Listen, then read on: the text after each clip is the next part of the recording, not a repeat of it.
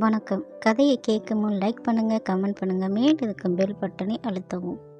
அன்று கல்யாணத்துக்கு போன நாள்தான் என் வாழ்க்கையே மாறிப்போனது. அங்கு கூட்டம் நிறைய பேர் இருந்தார்கள். ஆனால் அந்த கூட்டத்தில் ஒரு பெண் என்னை கவனித்தாள். பிரியா.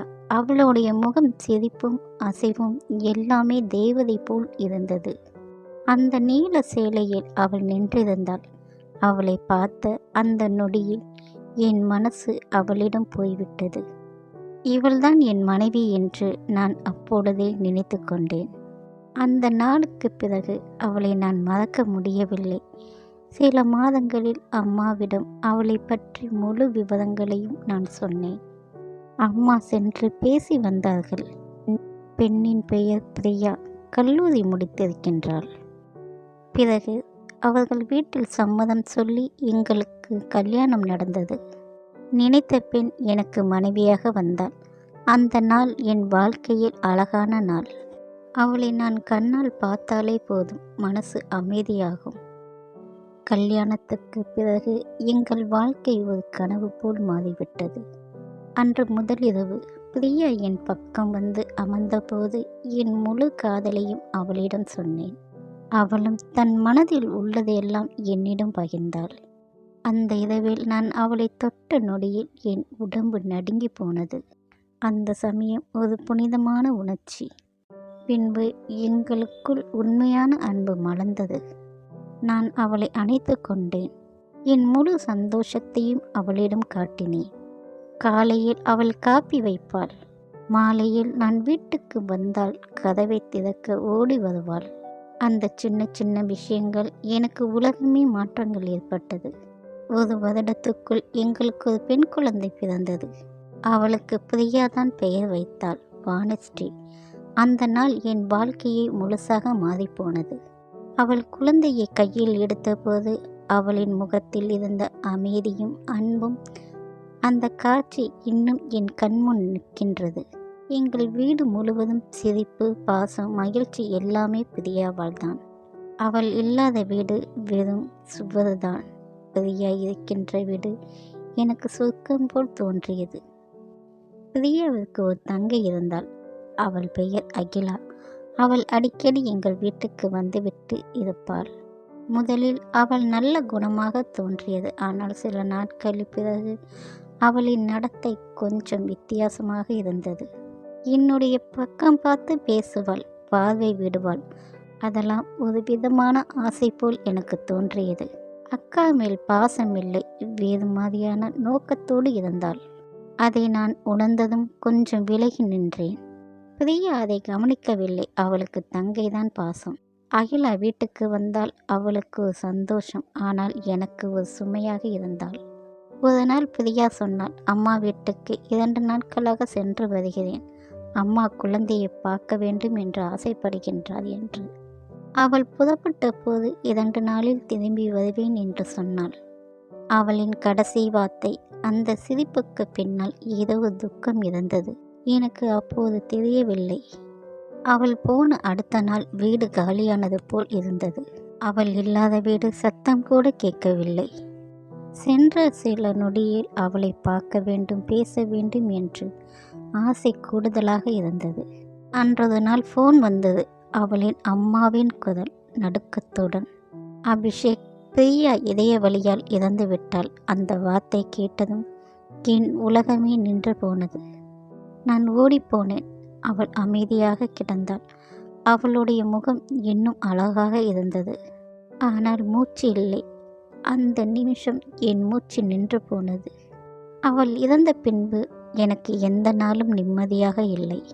அவள் இல்லாத வீடு எனக்கு வெறிச்சோடியாக இருந்தது. அவளுடைய வாசனை, சிரிப்பு, குரல் எல்லாமே அந்த வீட்டில் ஒலித்து கொண்டிருந்தது. நான் இரவில் தூங்க முடியவில்லை. அகிலா அந்த சமயம் அடிக்கடி எங்கள் வீட்டுக்கு வர ஆரம்பித்தாள். முதலில் குழந்தையை கவனிக்க என்று வந்தாள். ஆனால் தினமும் அவள் வருவது வழக்கமாகிவிட்டது. அன்றது நாள் அவளுடைய அம்மா சொன்னார், அபிஷேக், நீங்கள் அகிலாவை கல்யாணம் பண்ணிக்கோங்க குழந்தைக்காக என்றார். முதலில் நான் எதிர்த்தேன். பிரியாவின் நினைவில் வேறு யாரையும் பார்க்க முடியவில்லை என்று சொல்லிவிட்டேன். ஆனால் குடும்பத்தின் அழுத்தம், முடிவும் சம்மதம் சொல்லிவிட்டேன். எனக்கும் அகிலாவுக்கும் கல்யாணம் நடந்தது. ஆனால் அந்த நாள் என் மனசு வலியாக இருந்தது. அவள் மணமகளாக நின்றபோது பிரியாவின் நின்ற காட்சி நினைவுக்கு வந்தது. அதை ஒப்பிடும்போது என்னை கலங்க வைத்து விட்டது. திருமணத்துக்கு பிறகு சில நாட்கள் சுலபமாகவே போனது. ஆனால் அகிலா வெளியே எல்லோரிடமும் நல்லவளாக நடந்தாள். ஆனால் வீட்டுக்குள் அவளுடைய முகம் வேறு மாற்றங்கள் கொடுத்தது.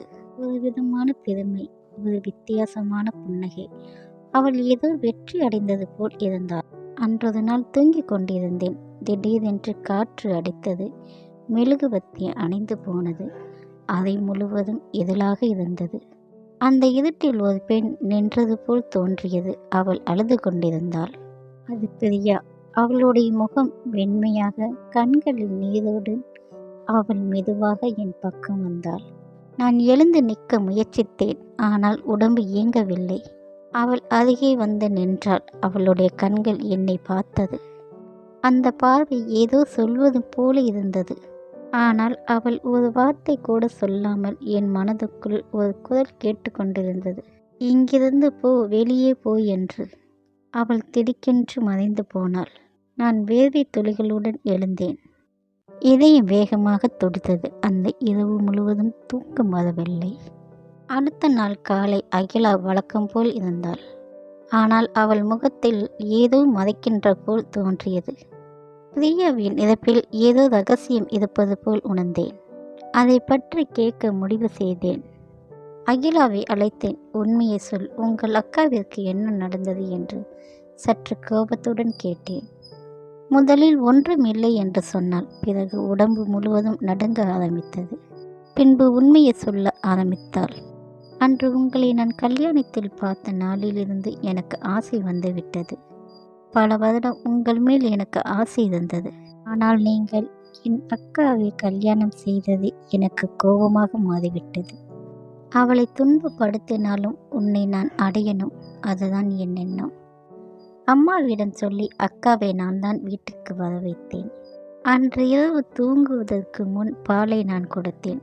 அப்பொழுது அதில் நான் விஷம் கலந்து விட்டேன். அக்காவும் குடித்துவிட்டு படுத்து விட்டாள். நள்ளிரவில் அக்கா இறந்து விட்டாள். அனைவருக்கும் சந்தேகம் வரக்கூடாது என்று இதய வலி என்று நாடகம் நடித்தேன். அம்மாவும் நீங்களும் நம்பிவிட்டீர்கள். அவள் அவ்வளவு சொல்லியும் அழ ஆரம்பித்தாள். எனக்கு உங்கள் மேல் காதல்தான் என்னிடம் சொல்லி மன்னிப்பு கேட்டாள். ஆனால் நான் மன்னிக்க முடியவில்லை. அந்த நிமிஷமே காவல்துறைக்கு சொன்னேன். அவர்கள் வந்து அகிலாவை அழைத்து சென்றார்கள். அவள் எதுவும் சொல்லவில்லை. அவள் முகத்தில் கண்ணீர் இருந்தது. அவள் கண்களில் இன்னும் என்னை பற்றி பைத்திய காதலாக தெரிந்தது. இருந்தாலும் அவள் என் மனைவியை கொன்றுவிட்டாள். என் குழந்தையை தாயில்லாமல் ஆக்கிவிட்டாள். அவளை நான் மன்னிக்க முடியாது. அவள் போன பிறகு வீடு அமைதி. அகிலா வைத்தது காதல் அல்ல, காமம். ஆனால் பிரியாதான் அவள் உண்மையான காதல். என்னையும் என் மகளையும் காப்பாற்றியிருக்கின்றாள். பிரியா படத்துக்கு முன் மெழுகுவர்த்தி ஒளிந்து கொண்டிருந்தது. குழந்தை தூங்கி கொண்டிருந்தாள். நான் அந்த படத்தை கண்டதும் மெதுவாக சென்றேன். என்னை மன்னித்து விடு பிரியா என்று. அவள் இல்லாத வாழ்க்கை எப்பொழுதும் ஒரு நிழல்தான். ஒவ்வொரு இரவுக்கு பின்பும் அந்த கனவு திரும்பி வருகின்றது. அவள் குரல் மேலும் கேட்கின்றது, வெளியே போ என்று. ஆனால் பெரியாவின் நினைவில் நான் எப்பொழுதுமே வெளியே வர முடியவில்லை. நன்றி. கமெண்ட் பண்ணுங்கள், லைக் பண்ணுங்கள், மேல் இருக்கும் பெல் பட்டனை அழுத்தவும். நன்றி.